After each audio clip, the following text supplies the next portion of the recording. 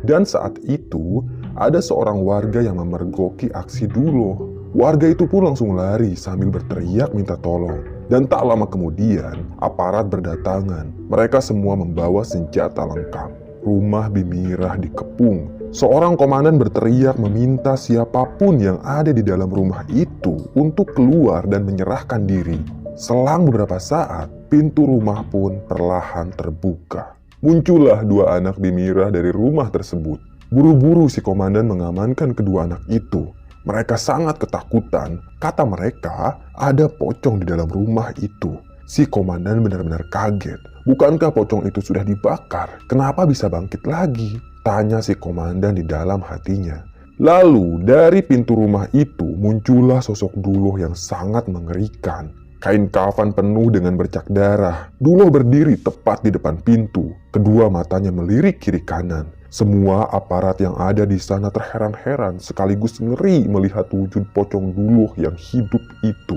"Tembak!" teriak komandan. Peluru menghujani tubuh Duloh. Ia ditembak dari segala arah. Sementara itu, Mahesa yang masih di dalam rumah, ia tiarap untuk menghindari tembakan. Beberapa saat kemudian, para aparat itu kehabisan peluru, sementara pocong Duloh tidak bergerak sedikit pun. Tubuh pocong itu mengeluarkan asap mesiu. Tak satu pun peluru yang mampu menembus tubuh Duloh. Tak jauh dari tempat Duloh berdiri, banyak sekali peluru yang bergeletakan di sana. Peluru-peluru itu penyok, seperti baru saja menghantam baja. Semua aparat terheran-heran melihat fenomena tersebut. Mereka mulai menyadari kalau pocong Duloh memang sangat sakti. Komandan pun menyuruh mereka untuk mundur. Satu persatu para aparat naik ke atas mobil pickup. Mereka tidak mau mati konyol. Tragedi yang terjadi beberapa hari lalu di kantor aparat benar-benar membuat mereka ketakutan. Namun, sebelum mobil pickup itu pergi, ada seorang aparat yang lehernya tiba-tiba dililit oleh tali warna putih. Itu jelas tali pocong Duloh. Si aparat langsung terjungkal dari atas mobil, lalu tubuhnya terseret. Dia berteriak minta tolong, tapi aparat lainnya tidak ada yang mau bertindak. Mereka juga ketakutan dan malah meninggalkan kawannya. Si aparat itu terbaring di bawah kaki Duloh. Dia meminta ampun, tapi Duloh tidak kenal ampun. Air liur pocong itu menetes ke wajahnya si aparat. Dan saat itulah Mahesa muncul dari dalam rumah. Ia memperhatikan wajah si aparat yang sedang ketakutan. "Tolong jangan bunuh saya," kata si aparat dengan wajahnya yang sangat ketakutan. Mahesa tidak mempedulikannya. Dia malah masuk ke dalam rumah, sedangkan Duloh langsung menggerogoti wajah si aparat. Bola matanya disedot, darah muncrat kemana-mana. Dia pun tewas seketika. Beberapa jam kemudian, yang tersisa dari tubuh aparat itu hanya tulang belulangnya saja. Duloh yang lapar dan haus darah sudah memakannya dengan rakus. Keesokan harinya, Komandan Satib yang semalam memimpin penyerangan, ia mengumpulkan anggotanya. Ia akan menyusun rencana untuk menangkap pocong Duloh. Komandan Satib juga menginterogasi kedua anak paman Galih yang masih hidup. Mereka berdua masih trauma dengan apa yang mereka lihat semalam.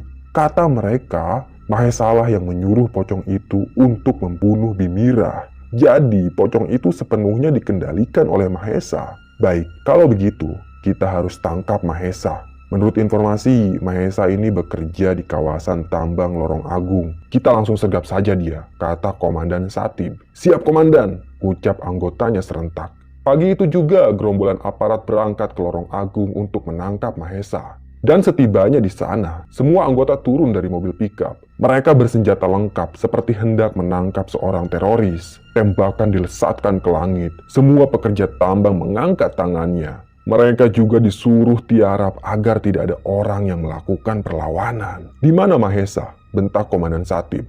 "Di dalam lubang tambang, Pak," jawab salah satu pekerja tambang yang sedang tiarap. Ia menunjuk ke salah satu lubang tambang. Komandan Satib dan dua anak buahnya mendekat pada lubang tambang itu. Beberapa kali Satib berteriak ke dalam lubang tambang, menyuruh Mahesa untuk keluar. Senjata api ditodongkan ke arah lubang tambang. Kalau bocah itu melakukan perlawanan, maka Satib tidak akan segan-segan menembaknya. Tapi sayangnya Mahesa tidak mau keluar. Mungkin saja anak itu sudah tahu kalau di luar ada aparat yang sedang menyergapnya. Satib pun kesal. Dia bisa saja menembaki anak itu dari luar lubang. Tapi Satib ingin menangkapnya hidup-hidup. Akhirnya, Satib menyuruh salah satu anak buahnya untuk masuk ke dalam lubang. Salah satu aparat masuk dengan membawa senjata laras panjang dan sebuah senter di kepalanya. Selang beberapa saat, si aparat itu tidak ada kabar sama sekali. Satib memanggilnya dari mulut lubang, namun tidak ada jawaban.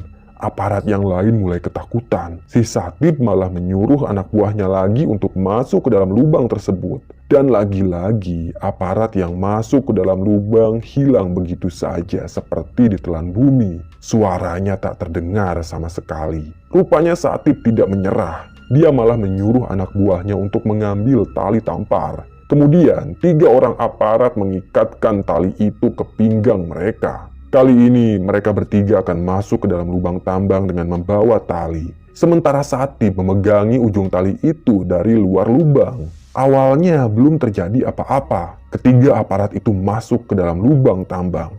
Kaki mereka gemeteran. Lubang tambang itu gelap sekali. Tak lama kemudian, mereka mencium bau amis di dalam lubang. Seperti bau darah. Dan tiba-tiba saja mereka berteriak ketakutan. Ternyata senter di kepala mereka tak sengaja menyinari tumpukan mayat aparat. Isi perut para aparat itu terburai. Leher mereka juga sobek seperti bekas digigit binatang buas. "Ada apa?" teriak Satib dari luar lubang.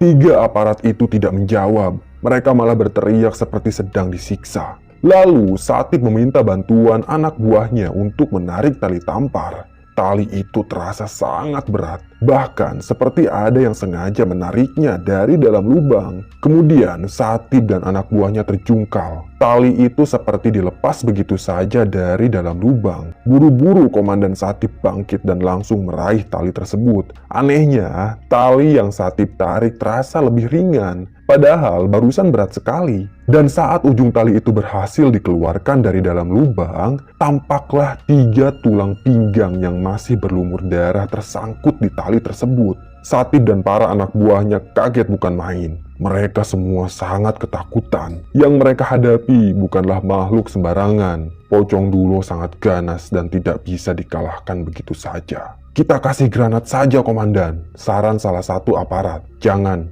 aku ingin anak itu hidup. Dia harus menghentikan teror pocong," ucap si Komandan Satib. Karena tidak punya cara lagi untuk mengeluarkan Mahesa dari dalam lubang tambang, mereka pun memutuskan untuk pulang. Satib punya strategi lain untuk menjerat Mahesa. Dia menyebar seluruh anggotanya di setiap sudut distrik Wajo. Ternyata strateginya itu berhasil. Saat Mahesa pulang melintasi distrik Wajo, dia langsung ditangkap oleh aparat. Anehnya, ketika Mahesa ditangkap, dia malah tertawa terbahak-bahak. Tak ada kecemasan sama sekali di wajah Mahesa. Dia dibawa ke kantor, lalu diinterogasi oleh Komandan Satib. Tapi sayangnya, Mahesa tidak memberi jawaban yang memuaskan. Ia tidak mau mengakui kalau dialah yang mengendalikan Pocong Dulo. Karena kesal dengan tingkah anak itu, Komandan Satib pun mengikat kedua tangan Mahesa ke belakang kursi. Kemudian, Komandan Satib menyulutkan puntung rokok yang masih menyala ke telapak tangannya Mahesa. Anak itu pun menjerit kesakitan. Tapi dia masih menahan diri untuk tidak memanggil Dulo. Mahesa sebenarnya tidak mau ada korban jiwa lagi. Di sisi lain, Satib terus menyiksa Mahesa. Ia menampar wajah anak itu dengan sangat keras. Darah pun keluar dari mulutnya. "Musnahkan pocong itu, atau kau yang aku musnahkan," ucap Satib. Mahesa masih diam. Sebisa mungkin ia tetap menahan diri agar pocong itu tidak membantai anggota aparat lagi. Ternyata Satib makin kesal karena Mahesa tidak mau bicara. Dia pun melepaskan ikatan tangan Mahesa, lalu merenggut kerah bajunya dan menendang perut anak itu sampai terpental ke dinding. Tendangan Satib sangat keras. Mahesa sampai muntah. Ulu hatinya terasa sakit sekali. Dan atas perintah Komandan Satib, 2 aparat bertubuh besar mendekat pada Mahesa. Mereka memukuli Mahesa tanpa ampun. Wajahnya ditendang, ditonjok, diinjak, lalu dilempar berkali-kali. 15 menit kemudian, wajah Mahesa bonyok, kedua matanya bengkak, bibirnya juga jontor. mulutnya mengeluarkan air liur. Dia terkapar di atas lantai. Satip perlahan mendekatinya. Lalu ia menginjak kepala Mahesa dan menekannya dengan sangat keras. Sepatu pantofel besar yang dikenakan Satip membuat Mahesa semakin kesakitan saja. "Jadi bagaimana? Apa kau masih teguh dengan pendirianmu?" tanya Satip. Mahesa malah tertawa cekikikan. "Aku tak akan pernah memusnahkan pocong itu, dasar bajingan," kata Mahesa. Ucapan Mahesa membuat Satip semakin murka. Dia menendang kepala Satip dengan sangat keras sampai anak itu pingsan. Singkat cerita, tengah malam Mahesa pun siuman. Dia mendapati dirinya sedang diikat pada sebuah tiang kayu. Ada 5 aparat berbaris di hadapan Mahesa. Mereka semua memegang senjata laras panjang. Sedangkan Satip berdiri di samping anak buahnya. Mahesa akan ditembak mati. Tak ada pengadilan bagi Mahesa karena dia sudah dianggap sebagai teroris yang membunuh para aparat menggunakan kekuatan Pocong Duloh. "Semua bersiap," kata Komandan Satip dengan sangat lantang. 5 anggotanya mengarahkan senjata pada tubuh Mahesa. Jaraknya hanya sekitar 5 meter saja, jadi mustahil peluru itu meleset. "Tembak," kata Komandan Satip dengan sangat lantang. Peluru pun melesat menembus tubuh Mahesa. Bajunya bolong-bolong ditembus peluru. Darah perlahan mengucur. Mahesa seketika saja lemas. Kepalanya tertunduk.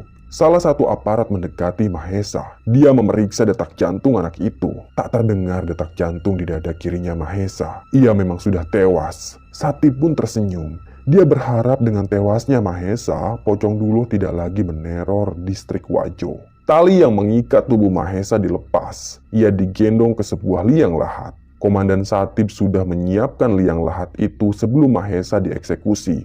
Anak itu pun dikubur tanpa ada batu nisan atau penanda gundukan tanah. Kuburan Mahesa dibiarkan rata dengan tanah biar tak ada seorang pun yang tahu kalau anak bajingan itu pernah hidup.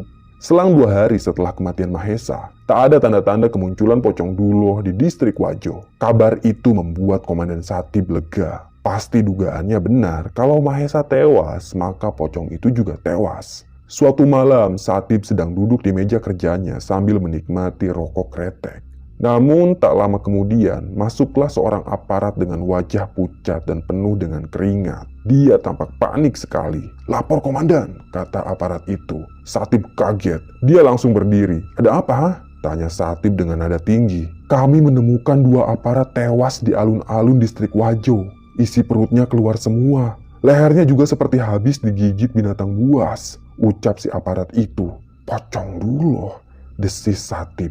Dia sangat bingung kenapa hal ini bisa terjadi. Padahal Mahesa sudah ia bunuh. "Tolong kau kuburkan jasad mereka. Kita buat sayembara besar-besaran untuk menangkap dan memusnahkan Pocong Duloh," kata Satip. "Siap komandan," timpal si aparat itu. Semenjak saat itulah Satip membuat selebaran yang bertuliskan sayembara penaklukan Pocong Duloh. Barang siapa yang bisa menaklukkan pocong itu, maka akan dihadiahi uang sebesar Rp500.000. Selebaran itu dibagikan ke seluruh distrik Wajo, bahkan hingga ke kota dan desa-desa lain. Tak terkecuali desa Reban, tempat Raka dan Geni tinggal. Di suatu sore, saat Geni baru pulang dari kebun singkong, ia menemukan 2 buah selebaran sayembara Pocong Duloh. Geni pun terkejut. Buru-buru dia menyerahkan selebaran itu pada ayahnya. Setelah Raka membacanya, ia menghembuskan napas berat. Raka berjalan mendekati jendela dan menatap halaman rumahnya. "Apa yang harus kita lakukan, ayah?" tanya Geni yang berdiri di belakang Raka. "Tidak ada. Kita tidak perlu lagi berurusan dengan Pocong Duloh. Biar mereka saja yang menghadapinya," ucap Raka. Ternyata Raka sama sekali tidak tertarik dengan iming-iming uang di sayembara itu.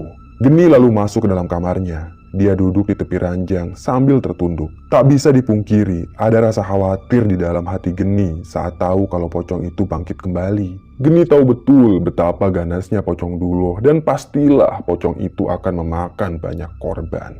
"Geni, Pocong Duloh sekarang ada di distrik Wajo. Dia dikendalikan oleh seorang pekerja tambang. Apa kau tidak mau melawannya?" Tiba-tiba saja terdengar suara anak perempuan dari langit-langit kamarnya Geni. Itu adalah Getok. Dia bergelantungan dengan tubuh terbalik seperti kelelawar. Wajahnya pucat penuh urat warna hitam. Kedua matanya putih semua. Semenjak Getok membantu Geni dalam menaklukkan Pocong Duloh, Raka mengizinkan Getok itu untuk tinggal di rumahnya dan berteman dengan Geni. Mereka berdua pun jadi sahabatan. Ayahku tidak mau lagi berurusan dengan pocong itu, ucap Geni. Getok terdiam. Tak lama kemudian, dia pun berkata pada Geni, asal kau tahu Geni, Pocong Duloh sudah memangsa banyak orang di distrik Wajo. Dia sangat haus akan darah, kata Getok. Geni menggelengkan kepalanya, tatap matanya kosong. Aku tidak akan melakukan apapun tanpa disuruh ayah, ujar Geni. Lalu dia mendongak ke langit-langit kamarnya. Tampak Getok yang berwujud anak perempuan tersenyum pada Geni. Mari kita kembali ke distrik Wajo. Komandan Satib sedang kebingungan lantaran belum ada seorang pun yang mendaftar dalam sayembara itu. Sedangkan korban dari hari ke hari semakin bertambah. Yang diincar adalah aparat. Banyak anggota Satib yang mengajukan mutasi dinas. Mereka tidak mau jadi korban Duloh selanjutnya. Bagi anggota yang pengajuan mutasinya ditolak, mereka memilih untuk mengundurkan diri dari aparat pemerintah. Komandan Satib tambah bingung saja. Dia tidak bisa membiarkan hal ini terus-terusan terjadi. Satib pun pergi bersama 3 orang anak buahnya ke kuburan Mahesa. Dia penasaran kenapa setelah Mahesa mati, Pocong Duloh masih saja meneror para aparat. Dan setibanya di sana, Satib sangat terkejut lantaran kuburan Mahesa bolong melompong seperti ada yang membongkarnya. Mayat Mahesa juga hilang entah kemana. Kemana mayatnya? Tanya Satib. Para anggotanya itu menggelengkan kepala. Tentu saja mereka tidak tahu. Kedua alis mereka berkerut. Mereka tampak ketakutan. Tak ada yang bisa menjelaskan bagaimana kuburan Mahesa bisa bolong seperti itu. Namun kemungkinan terbesar adalah ada yang mencuri jenazah Mahesa. Tapi untuk apa? Satib benar-benar bingung. Dia terus bertanya dalam hatinya. Di malam berikutnya, ada seorang kakek-kakek yang sudah amat renta masuk ke dalam gedung aparat. Ia sempat dihadang oleh anak buahnya Satib. Namun, kakek itu bilang kalau dia mau ikutan sayembara untuk menaklukkan Pocong Duloh. Sontak saja, para anak buahnya Satib tertawa terbahak-bahak. Mana mungkin si kakek tua mampu menaklukkan Pocong Duloh? Kalian tidak tahu apa yang akan aku lakukan, ucap si kakek dengan suaranya yang serak. Memang apa yang akan kau lakukan, kek? Tanya salah satu aparat sambil tertawa terbahak-bahak. Kakek itu tidak menjawab. Dia malah melirik ke arah kelamin si aparat. Periksa kelaminmu, ucap si kakek. Si aparat yang tadi tertawa pun meraba kelaminnya sendiri. Dan sontak saja dia berteriak histeris lantaran kelaminnya itu tiba-tiba saja hilang entah kemana. Kelaminku hilang, tolong, teriak si aparat. Dia meminta tolong pada rekannya, tapi rekannya yang lain malah ketakutan. Mereka mulai menyadari kalau kakek itu bukanlah orang sembarangan. Dia pun dipersilakan masuk ke dalam ruangan Satib. Jelas saja Satib kaget saat mendengar penjelasan anak buahnya kalau kakek ini sangat sakti. Dia baru saja menghilangkan kelamin salah satu anggota aparat. Nama kakek siapa? Tanya Satib. Orang biasa menyebutku Ki Hideng, ujar si kakek. Hideng artinya hitam. Sebutan itu memang cocok untuk si kakek yang berkulit hitam. Baik Ki Hideng, kau bisa ikutan sayembara ini, tapi kembalikan dulu kelamin anak buahku. Begitu kata Satib. Si kakek pun memejamkan matanya. Sesaat kemudian, kelamin aparat itu kembali seperti sedia kala. Aku ingin dengar apa rencanamu untuk memburu Pocong Duloh, kata Satib. Pocong itu sangat sakti. Dia punya ajian Pancasona. Ilmu hitam yang kumiliki tak akan cukup untuk mengalahkan Pocong Duloh, kata si kakek. Lalu bagaimana? Tanya Satib. Aku akan mendatangi desa Balangandang, ucap si kakek. Apa? Desa Balangandang? Tidak Ki, terlalu berisiko. Desa itu sudah berpuluh-puluh tahun ditinggalkan penduduknya. Semua orang tahu kalau ada kuntilanak yang bersarang di desa Balangandang. Aku tidak mau kena kutukan, kata Satib sambil mengerutkan keningnya. Kuntilanak itu yang akan menolong kita, ucap si kakek. Dengarkan aku Ki Hideng. Aku hanya ingin menyelesaikan masalah tanpa masalah, ucap Satib sambil berdiri. Aku jamin kuntilanak itu tidak akan membahayakan manusia, ujar Ki Hideng. Satib pun terdiam. Dia seperti sedang berpikir. Aki yakin, tanya Satib. Dia memang tidak punya pilihan lain. Kalau Pocong Duloh terus dibiarkan, maka cepat atau lambat Pocong itu pasti akan membunuh si Satib. Iya, aku yakin, jawab Ki Hideng. Malam itu, Ki Hideng, Komandan Satip, dan 5 orang anggota aparat naik ke atas mobil pickup. Mereka akan menuju desa Balangandang, desa yang sudah lama sekali ditinggalkan penduduknya. Desa yang jika disebutkan namanya saja, maka orang-orang akan bergidik ngeri. Di desa itulah awal mula kemunculan kuntilanak. Dan sekarang mereka akan mengusik kuntilanak